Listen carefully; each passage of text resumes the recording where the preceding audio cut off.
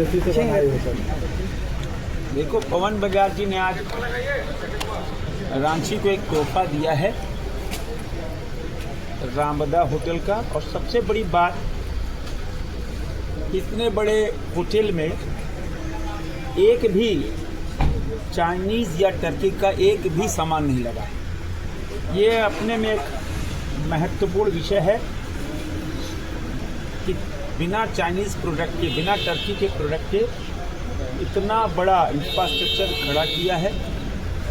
और यह आत्मनिर्भर भारत के जितने प्रोडक्ट हैं इस होटल और इस क्लब और सोसाइटी में लगा है। और इन्होंने बहुत अच्छा ये प्रयास किया है होटल देख के। रामबदा होटल के इस उद्घाटन पे मेरी ढेर सारी शुभकामनाएं। आज रामाडा की जो है आज ओपनिंग हुई है, क्या कुछ मैसेज रहेगा लोगों के लिए? राजधानी में झारखंड बनने के बाद इस तरह का होटल अधिक से अधिक खुले, ये बहुत ज़रूरी था। और इसी कड़ी में रामाडा चेन का एक अत्याधुनिक सुविधाओं से लैस ये बहुत बढ़िया होटल खुला है। तो इससे निश्चित रूप से राज्य में आने जाने वाले लोगों को अच्छी सुविधाएं मिलेंगी, पर्यटन को बढ़ावा मिलेगा और ऐसे होटल इंडस्ट्री के माध्यम से राज्य की इकोनॉमी में इजाफा होगा। किसी भी राज्य के लिए बहुत ज़रूरी हो जाता है वहाँ की अच्छी इकोनॉमी। और ये ऐसा क्षेत्र है जहाँ लोग आते हैं और लोग एज ए टूरिस्ट आए, एज ए कामकाजी आए, as a luxury comfort level के दृष्टि से आए। क्योंकि रांची में दो तीन चीज़ें बहुत इम्पोर्टेंट हैं। रांची एक तरीके से सिटी ऑफ फॉल्स है, जलप्रपात इनके चारों दिशाओं में है। मुंडरू फॉल है, जोधा फॉल है, इस तरीके से बहुत सारे फॉल यहाँ पर है। रांची डिस्ट्रिक्ट से ही स्वर्णरेखा नदी निकलती है जिसको नद कहा जाता है। दूसरा कि यहाँ पर क्लाइमेट बहुत अच्छा रहता है। क्लाइमेट की दृष्टि से भी लोगों के लिए बहुत अच्छा माना जाता है। इसके साथ साथ ही यह एक शक्ति केंद्र के रूप में भी है। जोगदा सत्संग, ये तो जोगानंद जी महाराज थे, उन्होंने यहाँ लीची के पेड़ के नीचे में तपस्या किया, जिसके कारण जोगदा मठ यहाँ पर है।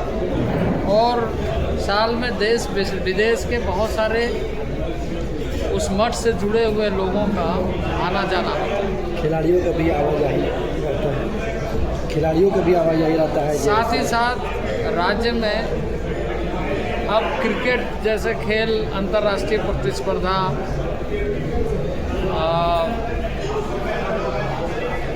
और कई इस तरह के खेल जिसको